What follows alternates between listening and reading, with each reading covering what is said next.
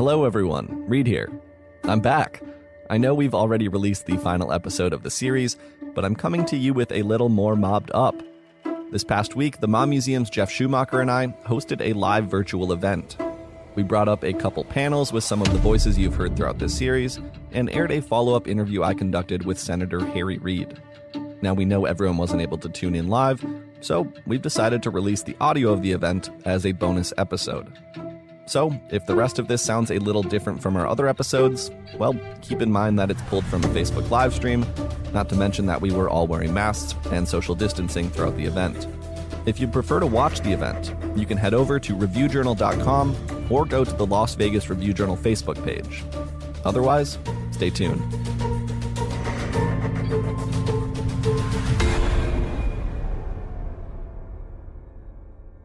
For the next hour, give or take, we will be exploring the history of the mob in Las Vegas and taking you inside Mobbed Up, The Fight for Las Vegas, an 11-part podcast series from the Las Vegas Review Journal and the Mob Museum.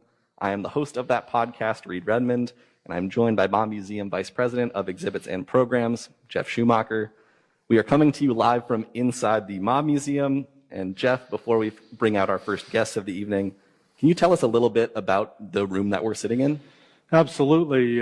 So we're in the courtroom on the second floor of the Mob Museum. Of course, the museum's located in a historic building. It was the first federal courthouse and post office in Las Vegas, opened in 1933. And this courtroom has been restored to its original glory. And so this is really one of the centerpieces of the museum. And anyone who's watching this that's been to the museum knows that it is much more than just this one room. Can you walk us through a couple exhibits that you find most fascinating, or maybe visitors tend to find the most fascinating? Sure. So, we have 4 floors of exhibits. So it's just a lot to see here. I could maybe mention a couple. Like one of our oldest exhibits is our St. Valentine's Day Massacre wall. We have the bricks from the wall against which the victims of the St. Valentine's Day Massacre in Chicago in 1929 were shot dead. And those bricks were preserved, and now we have them on display here on the 3rd floor. Fast forward to the 21st century, now we have a brand new exhibit called Rise of the Cartels. And then that we focus on the rise of the international drug cartels in Colombia and Mexico, and we have some great artifacts to accompany that as well. So we're going to be taking some listener questions throughout the live stream. The first couple are for us, or the first question came Todd K. and Eric R. both had more or less the same question. They wrote in to ask how the podcast Mobbed Up came about and how much time and effort went into it. And I want to say we were first kicking around the idea roughly a year ago. Mm-hmm. And we got into production about last fall, and it launched this past May. So it was a good 8-9 month production, and just a ton of work went into it from the Las Vegas Review Journal side, from the Mob Museum side. As for me, I started with the Las Vegas Review Journal right around a year ago. And I was looking at the history of the city. When you look at the history of Las Vegas, the thing that stands out is the mob. And, the city wouldn't look the way it does today if not for the involvement of organized crime. And I quickly realized that nobody had ever done a podcast specifically about the mob in Las Vegas. And so I just said, let's find a way to tell that story. That's when we reached out to you all here at the Mob Museum, and we're able to work out a partnership. From the museum standpoint, why were you all excited to get involved in a project like this? Well, I tell you, the podcast format is so great for telling this kind of a story, because you can get into great depth by interviewing subjects. There's people who are still, as we'll see tonight, there's people who are very much alive, who remember that era in Las Vegas and have tremendous stories to tell. And in the podcast format just feels right for talking about these sort of both nostalgic and poignant stories about that time in Las Vegas. Absolutely. And before we bring out our first panelists, we're going to roll a clip from the podcast for anyone out there who hasn't listened to it yet. All 11 parts of the podcast are available at reviewjournal.com/mobbedup. One of the central stories that we tell in that podcast is the story of Frank Collada, who was a former mob associate, who was a part of this burglary crew in Las Vegas known as the Hole in the Wall Gang. And in this clip, here he is recalling one of his initial conversations with reputed mob enforcer Tony Spilotro about forming that Hole in the Wall Gang. So I get out of the car and Tony, Herbie Blitzstein's standing there. I know Herbie. So he tells Herbie, stay over there, Herbie. So we go on the side, and he tells me, we're talking with our hands like this. He says, I'm glad you came. I said, well, Joe more or less ordered me. I said, but I'm here now, Tony. What do you need? What do you need me to do? He says, I need you to watch my back. Make sure you're able to take care of people that come out here from Chicago or our friends in the casinos. Get them jobs, get them comps. They're going to know who you are in all these casinos. Even before you walk in the door, they're going to know that you're with me. I thought, how the f*** are they going to know that? He says, that's what I'm thinking of. He says, I need you to get some guys. He's like I said, I got guys with me, but I want our guys from Chicago. I said, all right, Tony, but they got to earn. These guys got to earn. I'll get you guys. They ain't going to work for nothing. And we don't give paychecks out. He said, tell them they could steal. Do anything they want. If I want them to whack somebody, I'll give them the okay on that. I'll get the okay from Chicago. I said, okay. So that's when I formed a crew of guys. We have brought up a couple of people who have had plenty of firsthand encounters with Frank Collada, with the Hole in the Wall gang, with organized crime in Las Vegas. Jeff, do you want to introduce our first panelist? Absolutely. So our first panelist is Stan Hunterton, who served as a special attorney for the U.S. Justice Department's Organized Crime and Racketeering Section in Detroit, and then later with the Organized Crime Strike Force in Las Vegas in the 1980s. We'll talk about that. In short, he was in the thick of the action here for several years. So thank you for joining us, Stan. Thank you. And our next guest spent quite a bit of time reporting on the mob during her nearly 4-decade career as a reporter and columnist with the Las Vegas Review-Journal. One of her biggest scoops came in 2008 when she was the first to report that Chicago mob associate Frank Lefty Rosenthal had been a government informant. Don't worry, we'll talk about it. Jane M. Morrison, thanks for joining us. Thank you. And so our audience just heard a clip of Frank Collada talking, and before we get into some other topics, I wanted to ask both of you, do you have any good stories about Frank that you'd like to share? Yeah. When he first decided to change sides, if you will, and become a government witness, he was stashed for a little while in an underground pistol range that the marshals used in the basement of the federal building.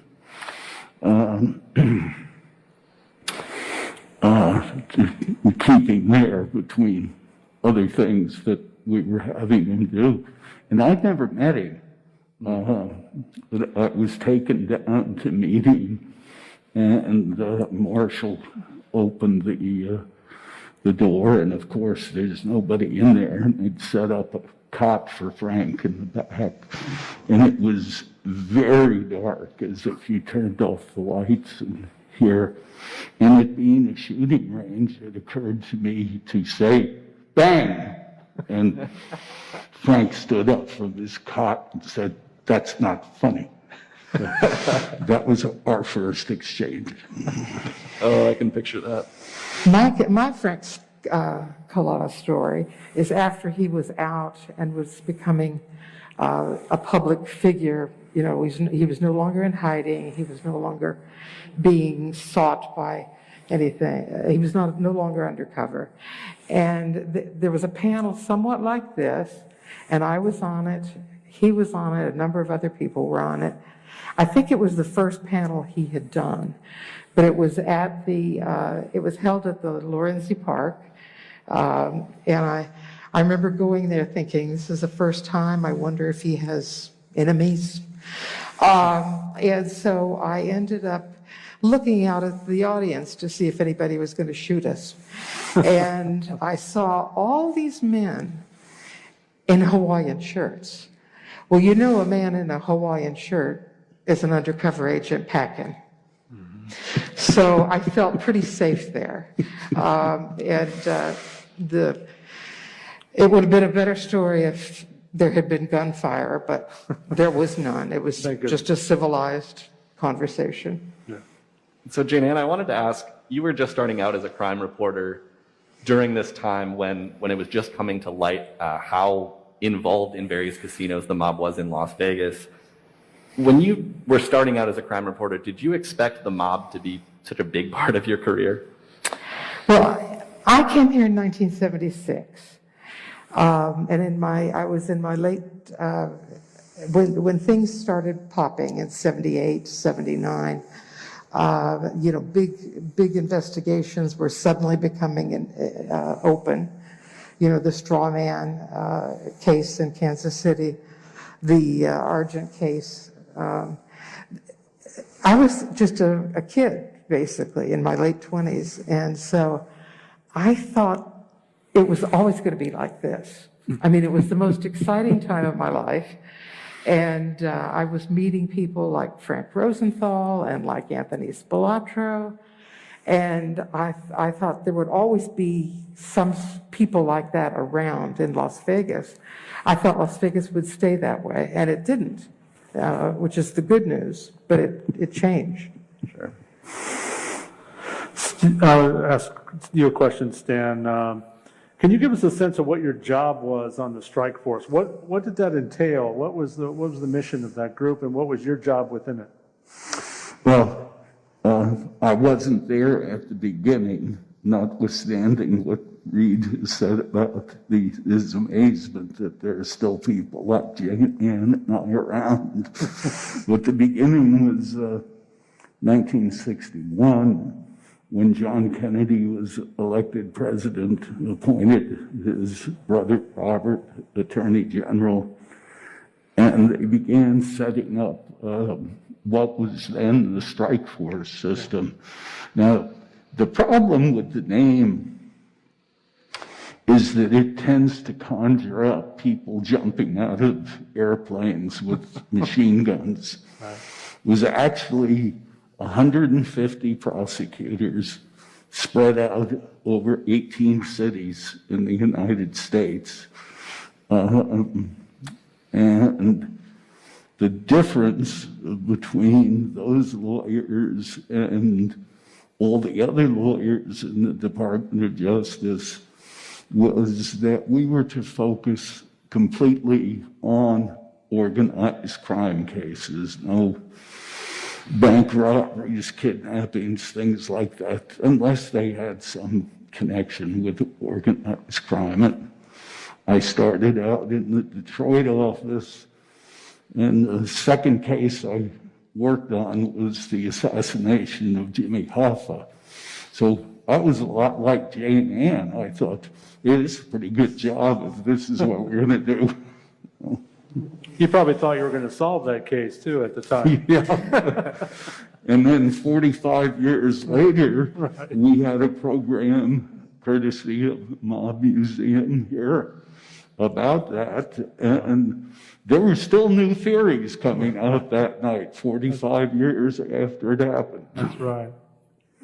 So, Jane Ann, you mentioned a couple of names, Tony Spilatro, Frank Rosenthal. You had a lot of run-ins with these folks back in the day. What was it like to just be, out in public or doing your job or hanging out at a bar and running into guys who had mob connections? Well, you would see them, in my case, I would see them in the federal courthouse. Mm-hmm.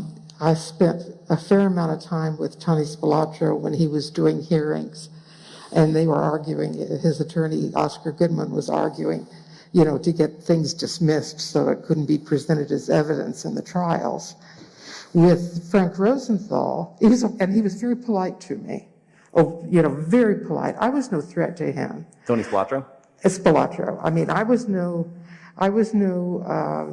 Don Boyles of Arizona doing the investigative work, and I was no Ned Day running into him in bars and, insulting him and writing things like he's a man that walks like a spark plug, or could be the other way around. Either way, it's insulting. And so he was very nice to me. His wife and I would chat in the hallways about our cats. I mean, you got to talk about something. What else is she going to say? And then with Frank Rosenthal, I would run into him. The first time I ran into him was in a television interview show, and I'm the kind that writes my questions out. And it was live television, and I was going to ask him a question, and I looked up at him, and he looked at me with absolute hate. And that was my first encounter with him, so I didn't understand why he hated me so much. But I think it was a little just hostility towards the media and hostility towards women. So I looked down and I had my question, and I recovered, but it seemed like the longest 20 seconds of my life. And then I would run into him, and I saw him coming out of the grand jury room one day, and this is when he was wearing, the hat that he refused to take off. He wouldn't even take it off for the grand jury because he'd had hair plugs put in. Mm-hmm. And so he was coming out, and I was going to, my job was to ask him what was going on in the grand jury. What did he say? And of course, I knew he wasn't going to tell me anything. But again, he looked at me like I was a worm and like he would like to step on me. And I tried to joke, and that was a mistake. Because then he really wanted to step on me. But when I would run into him, I thought he was more frightening than Spilotro was, at least to me. Now, Spilotro supposedly murdered, 22 people, but he was never convicted of that. That was just what the feds thought that he did. But anyway, it was really nerve-wracking to be with Rosenthal. Mm-hmm. Stan, so your job, part of your job anyway, was to review wiretap recordings, review the transcripts and so forth, trying to find the right evidence. You have a favorite wiretap, I understand, from this period. Can you tell us about that? Yeah, there were a lot, and it comes under the heading of dark humor, but sometimes what you're listening to, at least sometime later, becomes funny, even if it isn't at the time. And the gangsters always thought they were being wiretapped because for them it was a status symbol, because if the FBI is bothering to listen to my conversations, I must be important. So they would keep interrupting each other regularly to say, I think my phone's tapped, or I hear a clicking noise, or something like that. And we had wiretap up on the phone that Spilotro was using.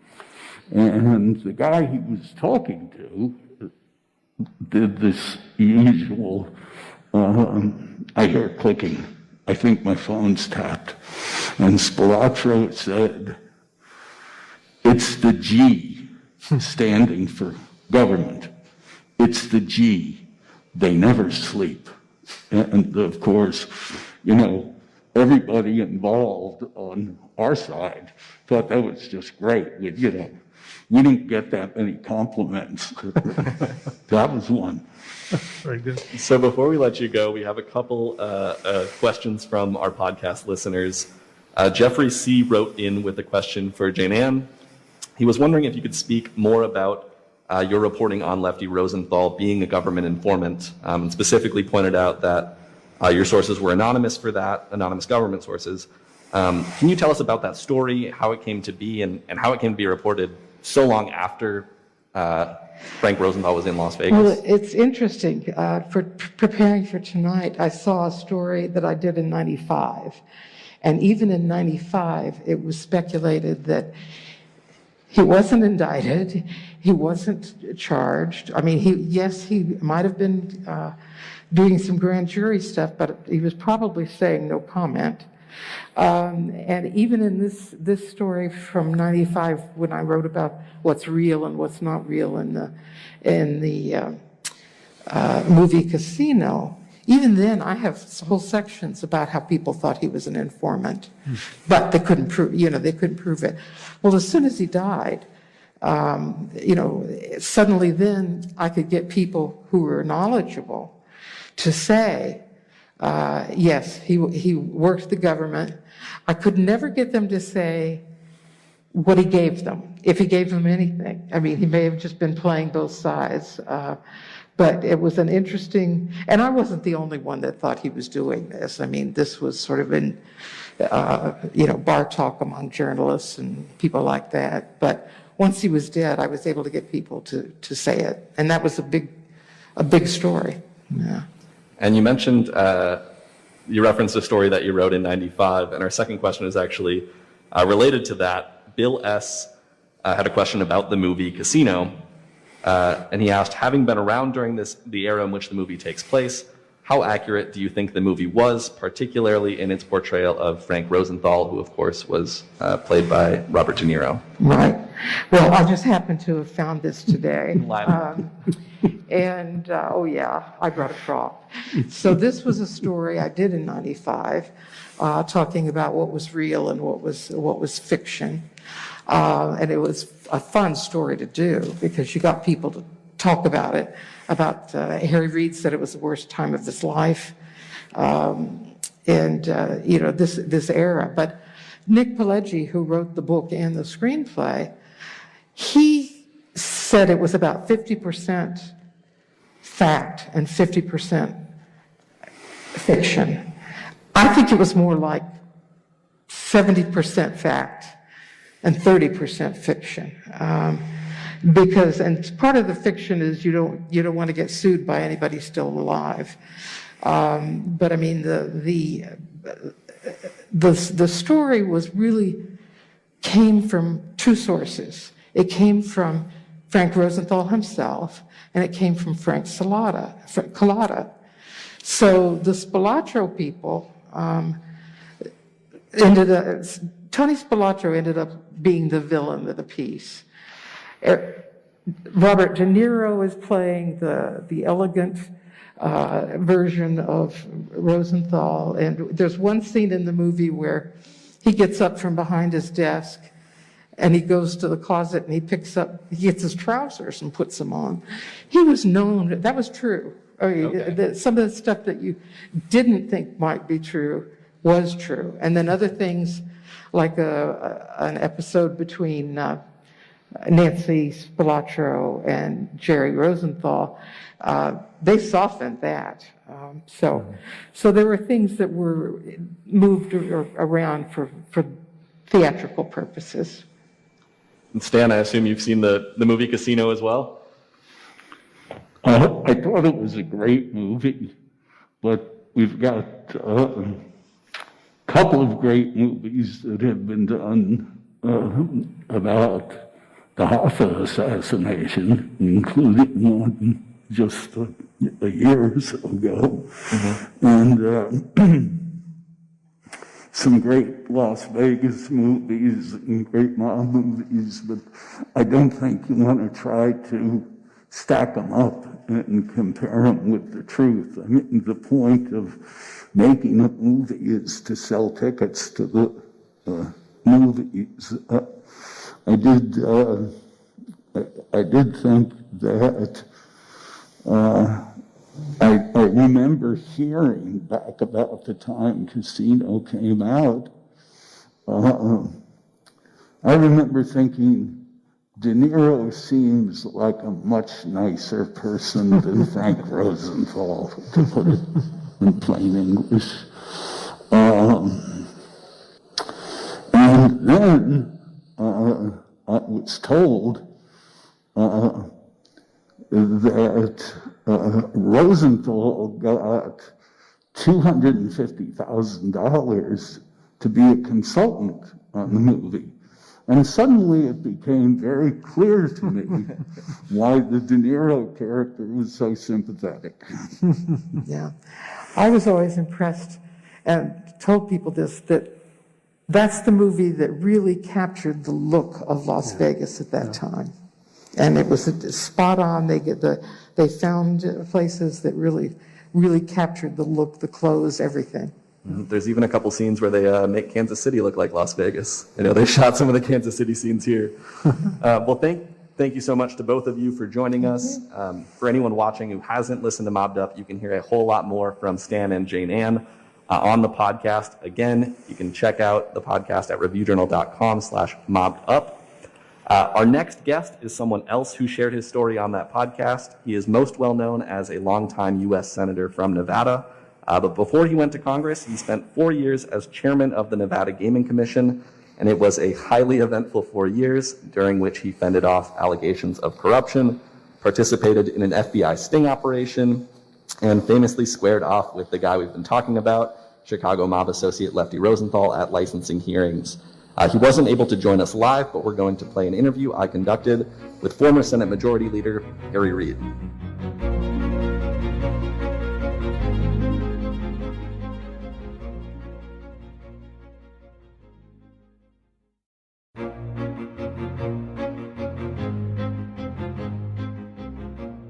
Senator Harry Reid, I appreciate you taking time out of your schedule to join us for this Mobbed Up live show and chat with me once again about the mob and your time on the Gaming Commission.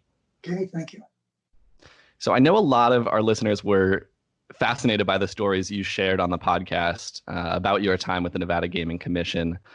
And one of the things that I know I've been wondering since we last spoke is how your experience on the Gaming Commission compared to what you expected going in. Were you expecting it to be such a tumultuous time, or did that come as a surprise? It really came as a surprise. I don't know if surprise is the right word, but something I didn't expect. I can remember my predecessor, Pete Echeverria, very prominent lawyer from Reno. And O'Callahan, the governor, and I met with him in his home in Reno. His home, meaning Echeverria's home. And he started talking.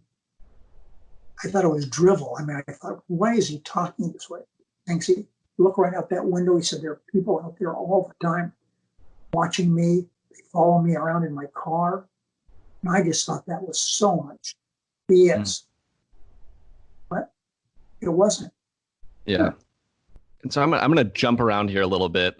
One of the other things that you told me the last time that we spoke was that you've actually made a point of never watching the movie Casino.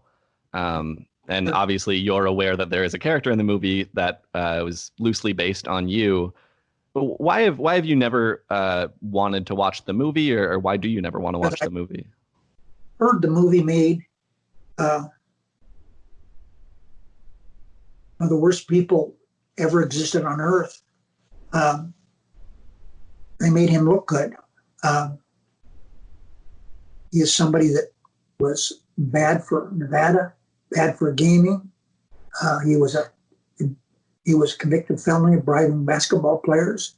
And you're speaking about Lefty Rosenthal? Yeah, Lefty Rosenthal. And he's probably the only person I've ever been physically afraid of, because I knew he wouldn't do anything personally, but he had people killed. I have had a friend. He lived with one of his friend was dating one of Rosenthal's girlfriends. Stepped out of their apartment. He got killed. So that's why I was afraid of Rosenthal. He was a killer, not himself, but he had it done. And the friend you're talking about, is that Gary Bates? Yes. So we actually had a question from one of our listeners, Ryan S. He wrote in with a question about Gary Bates, who, for any viewers who might not recognize that name, was a former boxer and a friend of Sonny Liston's for a while, I believe, who provided your security for a long time. And Ryan's question, I'll read it off here. He said, "We know Gary Bates, the boxer, the blackjack dealer, and security detail. But what is a memory or a story that you come back to when you think about Gary that defines his essence or his character?" Gary Bates was so nice to my wife. He called her all the time, called her my little girl. Gary Bates was a big man. He'd been a boxer. He's very handsome, even though his nose was a little bent. But he was, for he was, for example, Landry just got off the treadmill. I was out we had our home in Searchlight when I'd come back from Washington. And we were still based in Washington, but I had a home in Searchlight. So Gary Bates, I said, Gary, get me a treadmill. He said, I'll get you the Cadillac. And he did. He found the most expensive one he could find. We still have it. We moved it over here. So that's Gary Bates, was my friend. Mhm. I never gave Gary Bates 5 cents, never. But I was his best man at several of his weddings. He was married 4 or 5 times. His last marriage, it lasted. He married Carmen, and they were married quite a few years. And they got cancer and died. So that's my memory of Gary Bates. He just for Lander and for me, he was just the best. Just somebody that good to me. All these years later, how do you reflect on your 4 years on the Nevada Gaming Commission and the actions that you took and that other regulators took to get the mob out of the gaming industry in Las Vegas? Well, I had something to do with it. I thought that I really understood gaming. I had been in the assembly. I had been city attorney. I had been lieutenant governor. I thought I knew it all. Now, obviously, I did not know that the mob was so entrenched in what was going on in Las Vegas. And there are a number of reasons we were able to get rid of that. Not one person got it done. But let me mention a couple of people. First of all, a man by the name of Perry Thomas. Mm-hmm. Stadium, that's who he is. He was a very handsome, movie star looking man. Was in Salt Lake. He was a banker. And he decided that he was going to have a bank in Las Vegas because he thought it was wrong that banks would not loan money to the gaming establishments. Mm-hmm. He started a bank down here. And that's the Bank of Las Vegas? No, that wasn't. I think it's Bank of Commerce to start with. Okay. Sure. So he was instrumental. He's the one that went to Carson City during the legislature and sold the legislature in establishing corporate ownership of gaming. In the past, they would not allow corporations to own any of our gaming establishments. So he's the one that brought that about. Now that is really significant.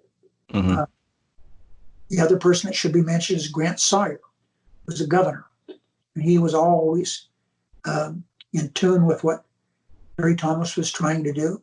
And I think as a result of that, we came out with a much better operation. Gaming Control Board, Gaming Commission. It has worked out very well. Well, Senator Reed, thank you so much for joining us and for sharing some more of these stories.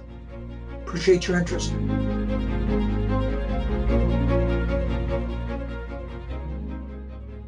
The first of our next panelists is over here to my left, Michael Green, a historian and associate professor of history at UNLV. He's written a whole bunch of books about the history of Nevada, most recently Nevada, A History of the Silver State. He's also one of the board members here at the Mob Museum. Thanks for joining us, Mike. Thanks for having me. Also with us is Jeff Silver, who is a former member of the Nevada Gaming Control Board and a Strip Hotel Casino executive. He also happens to be chair of the Mob Museum Board of Directors. Welcome back, Jeff. Thank you. My pleasure. And first, I want to thank Reed for what I consider to be a wonderful podcast series. I enjoyed every minute of it, and it was so compelling, so truthful, so accurate about what was going on at the time. I thought you did an excellent job and certainly are deserving of great praise. I appreciate that, and I appreciate you being a part of it and joining us for this. And as I like to say in board meetings with him, I'll second the motion. I appreciate that as well. Mike, I'll start with you. So we've been talking a lot about the 70s and 80s in Las Vegas, the casino era, if we're going to put it in terms of movies, as opposed to the Bugsy era or whatever else, or the corny rom-coms of the 2000s.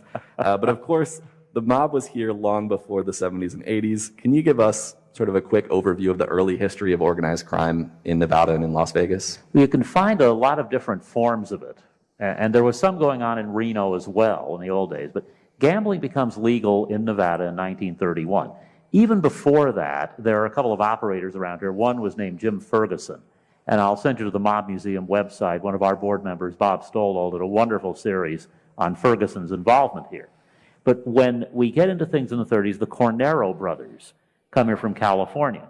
They were involved in all kinds of prohibition activities over there that were, illegal.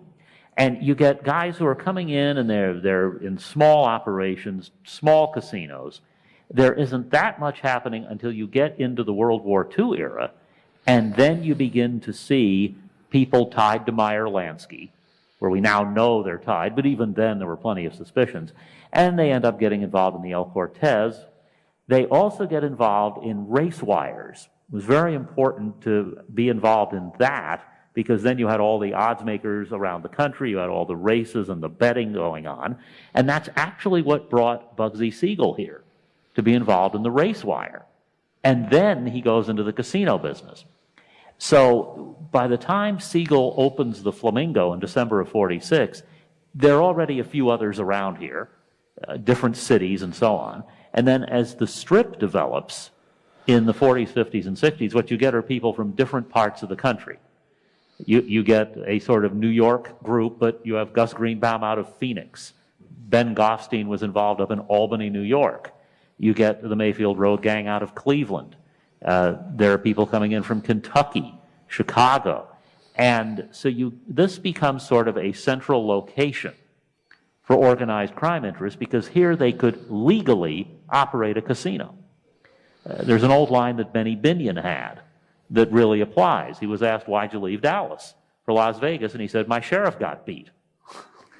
Well, he didn't have to worry about that here. The sheriff was fully expecting you to run a casino here.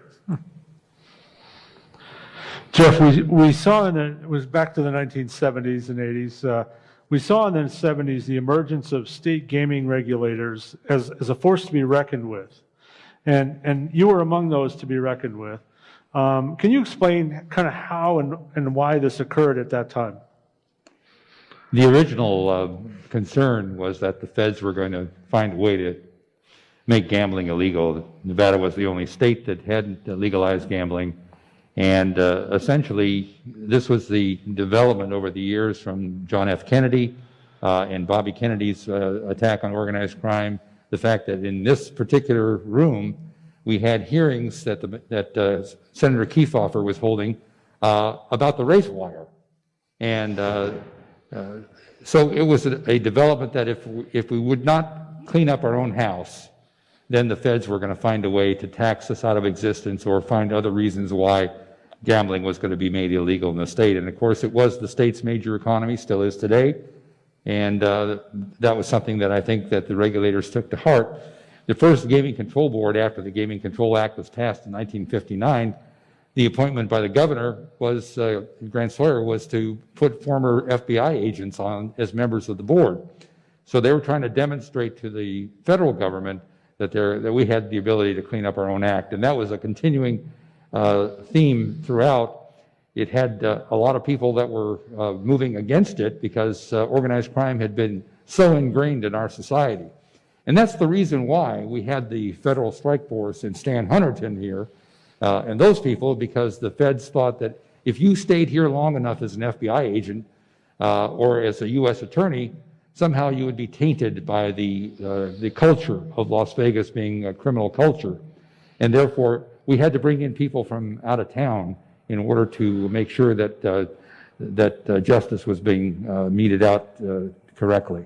And the strike force and Stan and the people that came in there, I was investigated by a guy named Dick Crane, by the governor of the state of Nevada before he appointed me, Michael Callahan, just to make sure that somebody from the outside took a look at me and my background before putting me in a position where I was charged with the cleanup of organized crime. So one of the things that I find particularly fascinating about the mob in Las Vegas as opposed to other cities is that different mob families would actually cross-invest and end up working together instead of competing for territory or for different casinos. And I've talked to both of you about this, so I'll throw it out there for either of you to answer, but how did that come to be, and what are some examples of a situation where you had different mob families from around the country working together? Well, I mean, I can give you all kinds of stories about investigations that we did. For example, the St. Louis mob and the Detroit people had the Aladdin Hotel, and when the Aladdin was running out of money because they siphoned too much off of the establishment, Morris Schenker, who was with the Dunes in the St. Louis side with Jimmy Hoffa, he would go over to the Aladdin and play blackjack and purposefully lose enough money to put money back into the cage so that they can meet their payrolls and things of that nature. We had people packing up valises with $100 bills, and we're heading off to different cities to pay the tribute to the various organized crime people that had partnered up in these various casinos. And these are things that we determined were occurring as a result of FBI wiretaps. When I was first appointed on the board, my first week or two there, the FBI, I think, wanted to test me. I was 29 years old, and I didn't really have a background as to all the things that were going on, although I grew up in Las Vegas. But they asked me to go into the Dunes Hotel and see if I could get information from them for a search warrant. So what I did was I walked into the cage and I showed my badge to the guy that was in charge of the cage, and I said, I'd like to see your file box with all the names of the safe deposit boxes that you have for your customers there. And they objected to it, but as a gaming agent, I had the ability to get any kind of information I wanted. And so I did find out which box belonged to which person. I told the FBI what it was. They put it on a search warrant, came in, drilled the boxes, and got like $800,000 in cash from these people. That was ill-gotten gains. So that was all tested in the federal courts because they tried to suppress that information. But that cemented me in my relationship with the FBI for my 4 years there. They knew I would be trustworthy and helpful in the job of trying to get rid of organized crime. Sure. Well, what you find is that they were coming in here, in essence, paying some tribute to Lansky, apparently. There was the joke I heard from somebody who once said, one for me, one for the government, one for Meyer. And you also had respect between them, at least in the earlier group. Mo Dalitz was in a lot of ways the leader. Now, Robbins Cahill, who was one of Jeff Silver's predecessors at the control board, I think he used the term silk glove man. Guys like Dalitz might have been tough in their youth, but they're businessmen. And being businessmen, they understand this is our golden goose. We're not going to kill it. And that includes competition. They're competing for the dollar, but they're also united. They're politicians they like. There are issues they're together on. There are organizations they get together to help. And I think that the cutthroat part of it tended to involve when people got in their way, but in terms of among themselves, not so much of that. So there was a lot of cooperation. And then later we get into the casino era, we'll call that for the movie, and we've got Chicago, Kansas City, and Milwaukee, and there's the story where Nick Savella finds out from Alan Glick that Frank Balistreri in Milwaukee isn't doing what he thought he was. Now they're upset with each other. So it's a different generation in a sense, even if this group that we're talking about, like Savella, are in the same age group, but it's a different generation in Las Vegas's gaming history. Mm-hmm. Jeff, so the effort to push the mob out of Las Vegas involved a lot of different entities and individuals, but a really important contributor to this was a journalist, Ned Day. Can you explain who Ned Day was and why he was so significant in your mind? Ned Day was a man of his own. I mean, he didn't answer to any other person but himself. And he came here as a journalist and saw that there was organized crime here and thought, this is going to be my ticket to fame. I'm going to go after and find out who these people are and assist those people in the government who are trying to get rid of them. And I'm going to shine this light on them. And it's not going to be just a little pen light. It's going to be a full-blown searchlight. And he had first started with a newspaper called the Valley Times, And that didn't have a lot of circulation, although for the inside group, they all read it because there was some information there that they couldn't get from more traditional sources. And then he moved from there to the Las Vegas Review-Journal, and then to KLAS-TV, the CBS affiliate. And all throughout the time that he was there, he was tat, tat, tat, tat, tat. He was shining the light on the likes of Sfolatro. He, I believe, penned the name Tony the Ant. And he was calling these people out, and he made them media celebrities. And that was the one thing that the people in Chicago, Milwaukee, Kansas City did not want. They did not want their theft machine to be disturbed by someone who was shining the light on them and saying how bad these people were, because the society of Las Vegas had more or less come accustomed to organized crime people and tolerated them and didn't think about them as being loan sharks, burglars, bad people, murderers. And when he started doing those things, he created an interest from other reporters, Jane Ann, Gwen Castaldi, George Knapp, some of the other people that people in Las Vegas know about. And they started focusing on organized crime. And the end result is that when Rosenthal was denied his license, he didn't have the same kind of platform that he would have had if it had been just me or the members of the Gaming Control Board or Harry Reid and the commission. He was also getting information about himself, about his ego, and about all the other things that were going on in the city that were contrary to the best interests of Las Vegas. That was all being published by guys like Ned Day. And Ned Day in particular, he started chasing down some of the people that were accused of the Stardust slot scam, the $7 million scam that they took money from the Argent Corporation properties by substituting Underway coin and substituting that for cash, and that was disappearing. Everyone was accusing Jay Vandermark of that, the slot guy, but it was really money that was going directly back to Chicago, and Vandermark was not to be seen since. I know that Ned Day came into my office and asked for $500 to go down to Mexico to go looking for Jay Vandermark because he had some information on leads that he was going to be there, and I gave him the money. And I think he got pretty close, but he never did find Jay Vandermark. But it was Ned that created that bravery in the journalistic profession that I think was the beginning of the end for organized crime, because he's the one that focused on what was right and did the right thing in terms of telling the public about it. So before we let you go, we have a couple questions from podcast listeners. The first from Eric R., who asks, were there any big-name casinos the mob wasn't involved in? And let's assume pre-1990s, of course. Well, I used to say that the gaming was, after we were done, was 99 and 44 100% pure, but with 1,600 licensees, that still left room for quite a few that were pretty bad.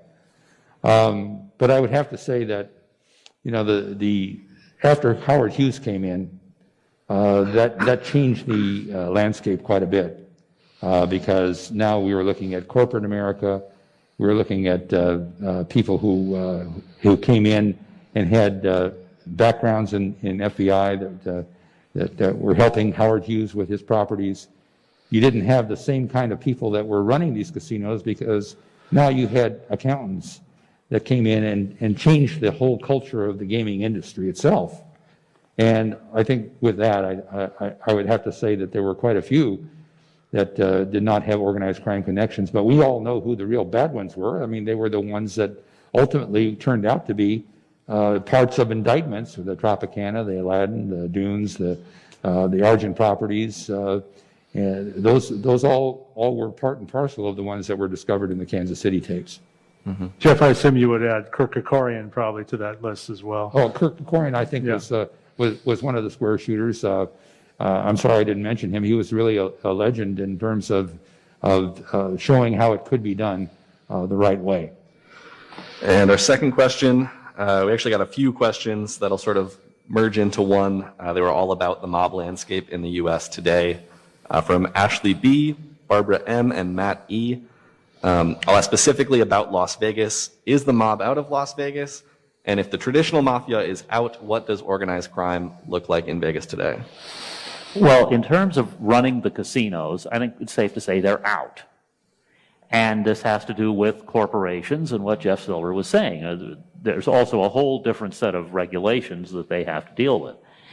And my joke over the years has been, you know they're not around because there are no 99-cent steak dinners. That's just the way things are now. But where you'll find organized crime, it's always around. And it's certainly around here. And you'll find it on the streets. You'll find it involved in drugs or prostitution. The things that, frankly, traditional organized crime was involved in if you just separated it from Las Vegas, where they had the casinos as well. Illegal casinos, I mean, there's illegal gambling around the country. We know that. They're going to be involved in that. So they're still out there. But in terms of running Las Vegas casinos the way they did, that has changed.